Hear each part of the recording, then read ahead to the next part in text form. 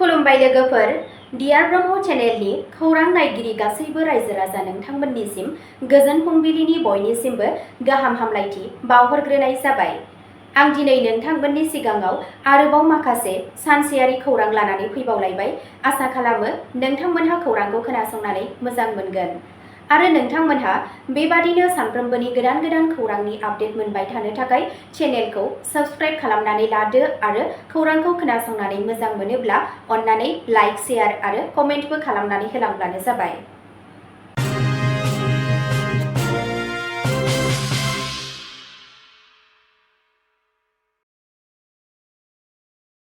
दिनैनि गाहाय रादाबफोराव दङ। एबसुआ बिटिआरनि सुबुंफोरनि मोजांनि थाखाय गोदान सोरखारजों हेफाजाब होगोन। 5 अक्ट'बराव बिपिएफआ समायखिरा लानायनि बिथांखि। सिएम शर्मा बिथाङा नुजाथिनायखौ रोखा खालामबाय। उलेमा काउन्सिलआ गोदानै दाफुंजानाय बिपिएफ दैदेननाय बिटिसि सरकाराव मुसलमानफोरनि थाखाय मोनब्रै गोनां मासि लानो खावलायदों। आसाम सिएमआ असमियाखौ एपिएससि प्रिलिम्स आनजादाव बे अपारेसनखौ बाहायनो गनायथि होबाय। जुबिन गार्गनि थैनायनि नायबिजिरनायाव सिंगापुरनि मददनि थाखाय एमएचएखौ गथायबाय। हिमन्त बिश्व शर्मा। बिजयनि रेलियाव भगदड़ जाथायाव थैनाय सुबुंनि अनजिमाया 44 जाहैबाय। लोगोसे 20 लाख रां खहा सुफुंनायनि बाथ्रा फोसावदों। लीना डलीनि फिसाजोआ केन्सेल खालामनाय एसटि फोरमानलाइखौ बाहायनायखौ लानानै एफआइआर थिसनदों। मेरि कमनि न'आव सिखाव, लाख लाख रांनि बेसेन गोसा मुवा बेसादफोर खावबाय। कक्राझार गेलेफु रेलवे लाइनआ फालांगि आरो सोमोन्दोखौ बांहोगोन। आइजो अनसाय गौथुमनिफ्राय हाग्रामा आरो बिपिएफनिसिम हामलायथि जासिहरदों। गुवाहाटीआ दिनै आइसिसि वुमेन्स वर्ल्ड काप 2025 नि बेखेवनाय बादायलायनायनि थाखाय साखाफारा। दानिया फैदो आबुं रादाबाव। गिबि खौराङावनो दङ। एबसुआ बिटिआरनि सुबुंफोरनि मोजांनि थाखाय गोदान सोरखारजों हेफाजाब होगोन। दिपेन बर'आ खौरांगिरि मेल खुंदों। बिटिसिनि मोजांनि थाखाय गोदान सोरखारनो हेफाजाब होगोन। मैया एबसु अल बड' स्टुडेन्टस इउनियननि मिरु आफादगिरि दिपेन बर'आ उदालगुरियाव मोनसे खौरांगिरि मेल खुंफुङो। बिथाङा बिटिआर, बड'लेण्ड टेरिटरियेल रिजन आरो सिगां जानाय बिसायख'थिनि फिथायखौ लानानै गोबां गोनांथार फोसावथाय होयो। प्रेस कनफारेन्सनि गुबै बाथ्राफोरा जादों बिपिएफखौ साबायखर बावहरनाय। बर'आ हाग्रामा महिलारिनि दैदेननाय बिपिएफ बड'लेण्ड पिपल्स फ्रन्टखौ बांसिन मासि देरहानानै सोरखार दानो थाखाय सिगांलांनायनि थाखाय साबायखर बावहरो। नैथियाव दङ गोनांथि जायोब्ला गोदान सोरखारनो मदद होनाय। बिथाङा बुङो दि एबसुआ बिटिआरनि सुबुंफोरनि मोजांनि थाखाय खामानि मावोब्ला गोदान सोरखारनो नांगौ जानाय बादियै हेफाजाब होगोन। थामथियाव दङ गोजोन आरो आब्रुथिनि थाखाय खावलायनाय। बिथाङा गासै राजखान्थि हान्जाफोर आरो नोगोरारिफोरखौ बिसायख'थिखौ बेबादि फालिनायनिफ्राय जानगाराव थानो खावलायो, जाय खामानिया गुलाय-गुजाय सोमजिहोनो हागौ आरो बयखौबो गोजोन आरो आब्रुथिखौ लाखिनो खावलायो। ब्रैथियाव दङ होखारनाय आरो गोरोन्थि फोरमायथि होनायनि दाबिफोरनि सोमोन्दै। बिथाङा बुङो दि बावैसो सिगां बिटिआर बिसायख'थिनि समाव गोबां बिबांनि बेदखल खालामनायनि नंखाय खौरां मोन्नाय जादोंमोन। बेजों लोगोसे बिथाङा बेफोर दाबिफोरखौ नेवसिनानै थांनाय 5 बोसोराव बिटिआर गोरोबथानि सिङाव जेबो होखारनाय जायाखै होनना फोरमायो। बाथियाव दङ दिदोमथि गैयै थासारि फैफिन्नायनि थाखाय जिंगा। बिथाङा गिदों दि जुदि बयबो बिबान लानानै खामानि मावाब्ला आरो दिदोमथि लाखियाब्ला बे ओनसोला गोजोन गैयै आरो गुलाय-गुजाय थासारियाव गोग्लैफिननो हागौ। दिपेन बर'नि बिबुंथिया थोंजोंमोन दि एबसुआ सुबुंखान्थि खान्थि आरो बिटिआर ओनसोलनि मोजांनि थाखाय हेफाजाब होयोब्लाबो आफादा सांग्रां थागोन। गोनांथि जायोब्ला बिसोर हेफाजाब होगोन, नाथाय फैबाय थानाय राजखान्थि आबहावायाव सांग्रांथि, सैथोथि आरो गोजोन लाखिनायनि गोनांथिखौबो नारसिनगोन। नैथि खौराङाव दङ 5 अक्ट'बराव बिपिएफआ समायखिरा लानायनि बिथांखि। सिएम शर्मा बिथाङा नुजाथिनायखौ रोखा खालामबाय। बड'लेण्ड पिपल्स फ्रन्ट बिपिएफआ गोदानै सायख'जानाय बड'लेण्ड टेरिटरियेल काउन्सिलनि सोद्रोमाफोरनि समायखिरा लानाय हाबाफारिनि थाखाय 5 अक्ट'बर 2025 खालारखौ थि खालामदों। बे हाबाफारिखौ कक्राझारनि सेक्रेटारियेटनि साखाथियाव थानाय ग्रिनफिल्डआव खुंनाय जागोन होनना फोरमायनायखौ मिथिनो मोननाय जादों।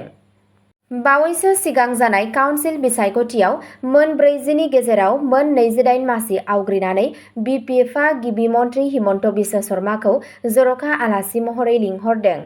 दोलोआ मिजिं थिदों दि हादोरसा बेंगिरि लक्ष्मण आचार्यआ गाहाय आलासि महरै बाहागो लागोन। दोलोनि सिंनि सुबुंफोरा बुङो दि चिफ मिनिस्टार हिमन्त बिश्व शर्मा आरो रायजो बेंगिरि सानैजों सावरायलायनायनि उनाव खालारखौ सायख'नाय जादों। बे समा मोननै गोसोनांथाव जाहोनफोरखौबो नोजोर होदों। सोलिबाय थानाय दुर्गा फुजानि बन्द आरो आसामनि हारिमुआरि नेरसोन जुबिन गार्गनि हरखाब थैनायनि उनाव बावैसो जानाय दुखुनि समनि थाखाय 3 अक्ट'बरखौ सोलायना 5 अक्ट'बराव लानाय जादों। ससियेल मिडियानि गेजेरजों फिन्नाय हरनायाव गिबि मन्थ्रिया बे हांख्रायनायखौ मोनबाय होनना फोरमायो।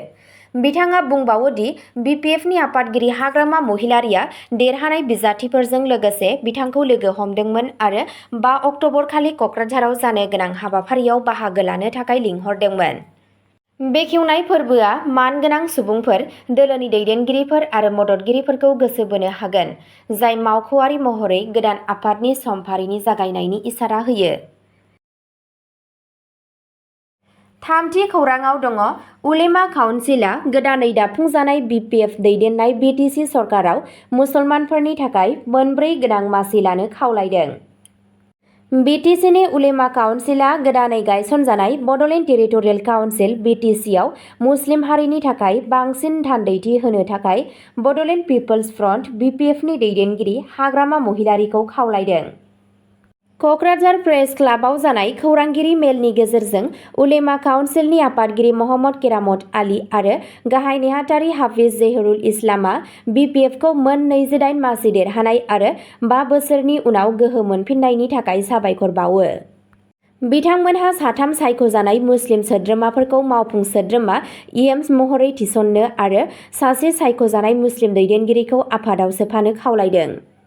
गिबि खेबनि थाखाय BTC बिसायख'थियाव मोनसेल' दोलोनिफ्राय 4 मुस्लिम बिजाथिफोरा देरहादों, जाय ओनसोलारि राजखान्थियाव हारिनि गोहोमा बांनायखौ दिन्थियो।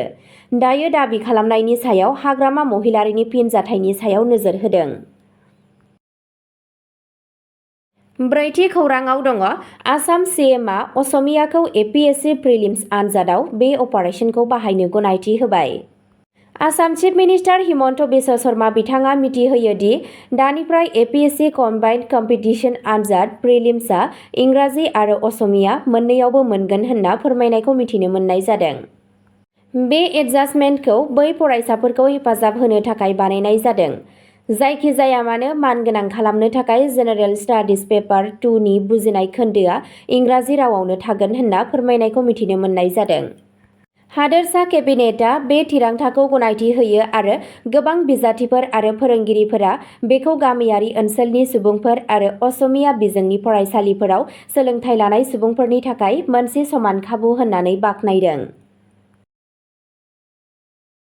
बाथि खौराङाव दङ जुबिन गार्ग थैनायनि नायबिजिरनायाव सिंगापुरनि मददनि थाखाय MHAखौ गथायबाय हिमन्त बिश्व शर्मा। आसामआ जुबिननि नायबिजिरनायाव सिंगापुरनि आयेनारि मददनि थाखाय मिरु सरकारनिसिम मावख'आरि आर'ज गाबहरदों। आसाम सरकारा नेमखान्थि बायदियै भारतनि नखर बिफान MHAखौ जुबिन गार्गनि थैनायनि सायाव नायबिजिरनायखौ लानानै सिंगापुरजों आयेनारि हेफाजाब लानो थाखाय खावलायदों। बे खावलायनाया सिंगापुरखौ जायखिजाया आयेनारि खामानियाव नायबिजिरसंनाय, खौरां, फोरमान आरो हेफाजाब होनो थाखाय मिउचुएल लिगेल एसिस्टेन्स ट्रिटिखौ बाहायनो नागिरो। गिबि मन्थ्रि हिमन्त बिश्व शर्मा बिथाङा बुङो दि नायबिजिरनायखौ मोजाङै मावफुंनो थाखाय रायजोखौ सिंगापुरनिफ्राय आबुं मददनि गोनांथि दं। जुदि सिंगापुरा हेफाजाब होयोब्ला आसामआ गोनां खारिथि बुथुमनो मिजिं थिदों, जाय नङाब्ला गोरलैयै मोनथावना नङा। बे थिरांथाया अनजालु रोजाबगिरिनि दुखुनांथाव जाथायनि सायाव गोरोंथि आरो जवाबदेहि होनो थाखाय रायजो-राजाफोरनि खावलायनायनि फिननायाव लानाय जादों। द'थि खौराङाव दङ बिजयनि रेलीआव भगदड़ जाथायाव थैनाय सुबुंनि अनजिमाया 46 जाहैबाय, लोगोसे 20 लाख रां खहा सुफुंनायनि बाथ्रा फोसावदों। बिजय हानजा भगदड़ जाथायाव जिउ खोमानाय सुबुंनि अनजिमाया सा 41 जाबाय आरो 20 लाख रांनि अनसुंथाइ फोसावनाय जादों। देहा फाहामसालियाव भेन्टिलेटर हेफाजाबाव सासे 65 बोसोर बैसोनि आइजोआ थैनायनि उनाव करूराव फावखुंगुर राजखान्थिगिरि बिजयनि रेलियाव भगदर जानानै थैनायनि अनजिमाया बांनानै सा 44 जाबाय। थैनाय सुबुंफोरनि गेजेराव सा 18 आइजो, सा 13 हौवा, सा 5 हिन्जावसाफोर आरो सा 5 हौवासाफोर दं। बांसिनानो करूरनिफ्रायमोन, जेराव गुबुनफोरा खाथि खालानि जिल्लाफोरनिफ्राय फैदों। बिजय बिथाङा साफ्रोमबो जिउ गोमानांनाय सुबुंनि नखरनो 20 लाख रां आरो जोखोम जानाय सुबुंफोरनो 2 लाख रां अनसुंथाइ होगोन होनना फोसावो। गाहाय मन्त्रि नरेन्द्र मदिआ नखरनि सोद्रोमाफोरनो 2 लाख रां आरो जोखोम जानाय सुबुंफोरनो 50,000 रां अनसुंथाइ होनायनि बाथ्रा फोसावदों। तामिलनाडुनि गिबि मन्त्रि M.K. स्टालिनआ थैनाय सुबुंनि नखरनो 10 लाख रां आरो जोखोम जानायफोरनो 1 लाख रां होनो खोथा होदों। स्निथि खौराङाव दङ लीना डलीनि फिसाजोआ केन्सेल खालामनाय एसटि फोरमानलाइखौ बाहायनायखौ लानानै एफआइआर थिसनदों। आसामनि बारग' एसपि लीना डलीनि फिसाजो दिव्याना लहाननि सायाव दिल्ली मुलुगसोलोंसालियाव मुं थिसननो थाखाय शेड्युल्ड ट्राइब एसटिनि फोरमान बिलाइ बाहायनायनि अजद होनानै मोनसे गिबि फोरमायथि रिपर्ट एफआइआर थिसननाय जादों। 2021 मायथाइयाव आसामनि हादोरसा थाखोनि नायबिजिरग्रा आफादा दिव्यानि एसटि फोरमानलाइखौ बोखारदोंमोनब्लाबो मुं थिसननायनि रेबगान्थिनिफ्राय मिथिनो मोनो दि बिथाङा 2024 मायथाइयाव एसटि खथानि सिङाव हिन्दु कलेज आरो सेन्ट स्टेफेन्स कलेजआव मासि आवग्रिनो हादोंमोन। नेशनेल कमिशन फर एसटिआव होनाय अजदआव थगायनाय, नंखाय फोरमान होनाय आरो लीना डलीआ बे गोरोन्थि खामानियाव हेफाजाब होदों होननानै अजद होनाय जादों। दिल्ली मुलुगसोलोंसालिया लोब्बा गोनां एससि, एसटि आरो थगायनाय आयेननि सिङाव मरिसनगर पुलिस थानायाव एफआइआर थिसनदों। नायबिजिरनाया सोलिगासिनो दं। 8थि खौराङाव दङ मेरि कमनि न'आव सिखाव, लाख लाख रांनि बेसेनगोसा मुवा बेसादफोर खावबाय। मेघालयआव माराथननि थाखाय थांनाय समाव बक्सिंनि मुंदांखा मेरि कमनि फरिदाबादनि बांग्लायाव सिखावफोरा हाबदों। सेक्टर 46 आव थानाय इबेनेसार इन मुंनि 2 थालानि न'आ गोबां साननिफ्रायनो बन्द जानानै दंमोन। सीसीटीवी फुटेजआव सिखावफोरा टेलिभिजन आरो गुबुन मुवाफोरखौ लानानै थांनायखौ नुनो मोननाय जादों। नसुंसेनि सुबुंफोरा मेरि कमखौ सांग्रां खालामदोंमोन, जाय बुंदों दि न'आव फैफिन्नायनि उनावसो गासै खहाखौ मिथिगोन। फरिदाबाद पुलिस थानायाव मोनसे केस रेजिस्टार खालामनानै सिखावफोरखौ नागिरनो थाखाय मोन 6 हानजा दानाय जादों।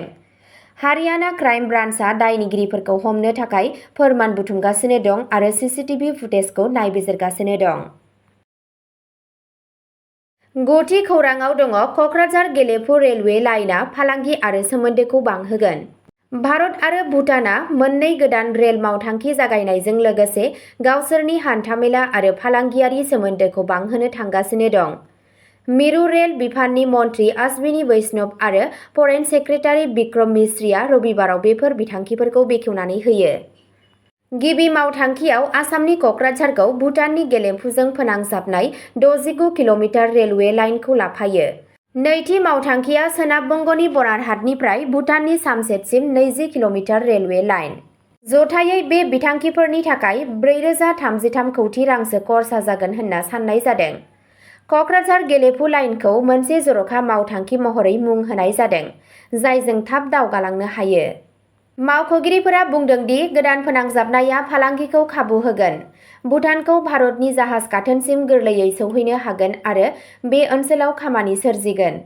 गेलेफुखौ माइन्डफुलनेस सिटी महरै जौगाहोनाय जादों, जेराव सोमसेटखौ दारिमिनारि मिरु खालामनो थांखि लानाय जादों। भारत हादोरा मावथांखिनि गावनि बाहागोनि खरसाफोरखौ सुफुंगोन। भुटाननि 13थि 5 बोसोरारि बिथांखिनि थाखाय हेफाजाब महरै भुटाननि सेगमेन्टआबो भारतनिफ्राय रां मोनगोन। मेक इन इन्डिया हाबाफारिखौ थुलुंगा होनानै गोदान रेल लाइननि कचफोरखौ भारतावनो बानायनाय जागोन। बे मावथांखिनि थांखिया जायगानि आबहावाखौ रैखाथि होनायजों लोगोसे फोनांजाबनाय, फालांगि आरो गावजों गाव सोमोन्दोखौ बांहोगोन। रोंग'साफोरा फोथायो दि गोदान रेलवेआ भारत आरो भुटाननि गेजेराव लोगोनि गोदान मुगा जागायजेननाय होनना साननाय जादों। 10थि खौराङाव दङ आइजो अनसाय गौथुमनिफ्राय हाग्रामा आरो BPFनिसिम हामलायथि जासिहरदों। निखिल बर' आइजो अनसाय गौथुम आबफा बावैसो जालांनाय बड'लेण्ड टेरिटरियेल काउन्सिल BTC बिसायख'थियाव रोखा देरहासारनायनि उनाव हाग्रामा महिलारी आरो बड'लेण्ड पिपल्स फ्रन्ट BPF खौ साबायखर बावदों। मोनसे प्रेस रिलिजनि गेजेरजों गौथुमा महिलारीनि दैदेननायखौ बाख्नायदों आरो साफ्रोमबो BPF देरहानाय बिजाथिनि जाफुंसारनायखौ बाख्नायदों। बिथांमोनहा मिजिंथिनानै बुङो दि बिथांनि दैदेननायाव BTC सरकारा गासै ओनसोलफोराव गोजोन आरो जौगाखांनायखौ जौगाखांहोनायाव गोसो होगोन। आबफनि मिरु आफादनि नेहाथारि आलारि ब्रह्म बिथाङा बुङो दि गौथुमा महिलारी आरो गासै देरहासारनाय BPF सोद्रोमाफोरखौ गोसो गोरबोजों हामलायथि आरो गोसो गोरबोजों बरायगोन। बिथाङा बुंबावो दि फेडारेशनआ मोनसे बेबादि सरकारनि थाखाय मिजिंथिदों जाय ओनसोलाव खौसेथि आरो जौगानायखौ बांहोगोन। गोदान सरकारा BTC ओनसोलनि मोनफ्रोमबो ओनसोलफोराव खौसेथिखौ बांहोगोन होनना फेडारेशनआ मिजिंथिदों। 11थि खौराङाव दङ गुवाहाटीआ दिनै ICC वुमेन्स वर्ल्ड काप 2025 नि बेखेवनाय बादायलायनायनि थाखाय साखाफारा। ICC वुमेन्स वर्ल्ड काप 2025 नि बेखेवनाय मेचआ दिनै गुवाहाटीआव बरसापारा स्टेडियामाव जागोन, जेराव भारतआ श्रीलंकानि हेंथायै गेलेगोन। श्रीलंकानि केप्टेन सोमारी अट्टापट्टुआ बुङो दि बिथांनि हानजाया बादायनो थाखाय साखाफारा। जों मिथिगौ दि भारतआ गोख्रों जागोन, नाथाय जों जोंनि साबसिन होगोन। भारतनि केप्टेन हरमनप्रीत कौरआ युवा विकेट किपार बुगिरि उमा छेत्रीनि वार्म आपआव बिथांनि गोहोम गोनां दिन्थिफुंनायखौ नोजोर होनानै बाख्नायदोंमोन, जेराव बिथाङा प्लेइं 11खौ जोबथा खालामाखै। बिथाङा उमाखौ मोनसे गोनां जाथावना महरै गनायना लायो। मोनसे जायगायारि थावनायखौ दाजाबदेरनानै बरसापारा स्टेडियामआ रुंसारि असमिया रोजाबगिरि जुबिन गार्गनि सावगारिजों मान बावनाय महरै साजायनाय जादों। अख्राङाव रंजानायजों गुवाहाटीआ गावनि गिबि आइजो बुहुम काप बादायलायनायखौ खुंफुंनो थाखाय थियारि जादों, जाय टुर्नामेन्टनि थाखाय मोनसे जारिमिनारि जागायनाय जागोन होनना साननाय जादों। अब्ला दिनैनि खौराङा एसेनोसै। गोजोन्थों।